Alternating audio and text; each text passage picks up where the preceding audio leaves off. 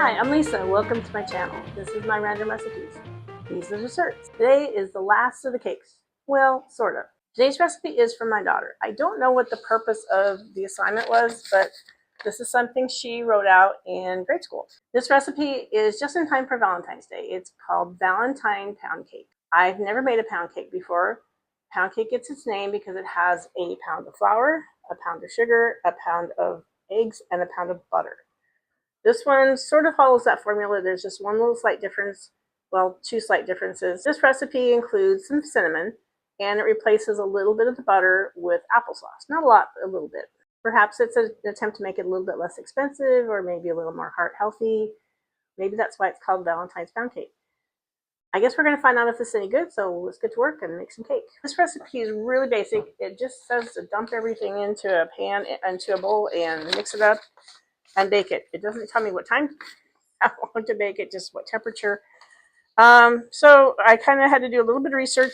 I still don't know if my research is going to be completely accurate, so I kind of have to keep an eye on things. So we're going to start off with creaming some butter and sugar. My butter is not as soft as I wish it were, but I have my new hand mixer, so hopefully it's got a bit more oomph and we can make it happen. So I've got my new lovely new mixer here. It's cordless. I should probably turn this off so you get to watch what I'm doing. I'm not completely there, but I do need to add 4 eggs, so I think I'll do that now and get everything nice and moist.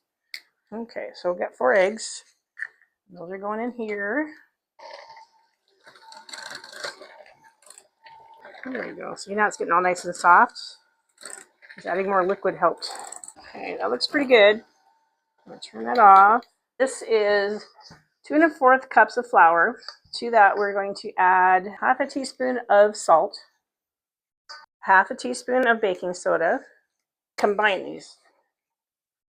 There we go. I'm going to add my milk to my wet ingredients. I have a half a cup of milk.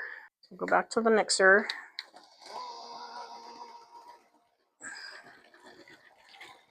And a teaspoon of vanilla. So then 1/4 cup of applesauce. This replaces some of the butter. So that would be an entire pound of butter. Makes it a little bit longer.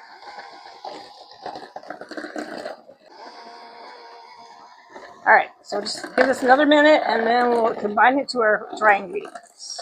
Bringing back our dry ingredients, I'm going to add a half a teaspoon of cinnamon to that. And now we're going to add in our wet ingredients to our dry ingredients. And dump it right in. It smells good. Smell the vanilla.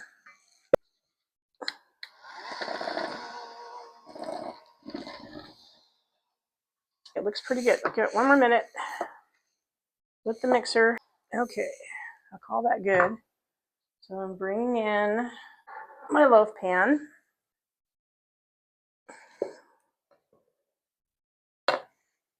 This is going into, I'm going to put this in a 325-degree oven for 55 to 60 minutes or somewhere in there. I'll check it a little sooner than that to make sure that it's not overdone, or I'm supposed to check it with a toothpick, so we'll do that. I'll go ahead and put this in the oven and I'll be back when I'm done. So I am back. The cake ended up, I baked it for a total of 65 minutes. I gave it a half turn about 45 minutes in, checked it with toothpick. Finally, it took a while for it to get done. It was kind of jiggling in the middle for quite a while. I'll turn this down so you get to see what I've got. Before the 65 minutes, it was at about 55 minutes. It was kind of getting brown, but it wasn't brown in the center, so I did the extra 10. Using a serrated knife. I didn't get that very even, did I? So pretty warm. I did let it cool for a little while, about 20 minutes or so before I took it out of the loaf pan. And I'll turn this up so you get to watch my reaction.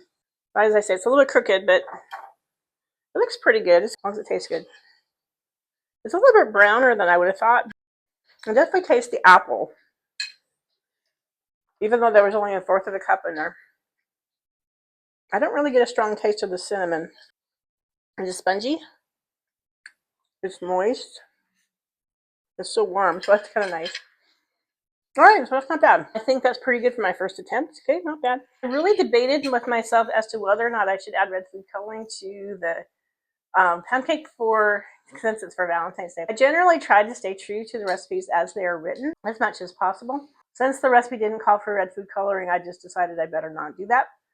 I suppose if you want to, you could add red food coloring to yours to make it cute for Valentine's Day if you'd like. I don't know why I've never made pound cake before.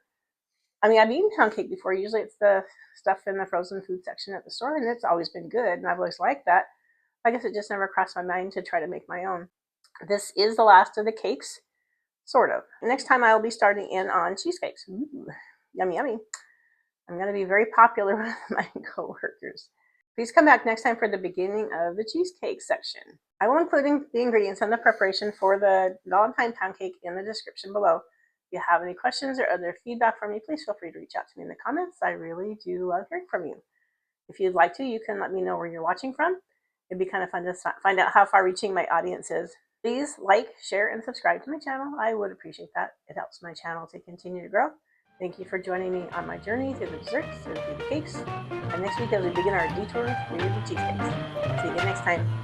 Bye.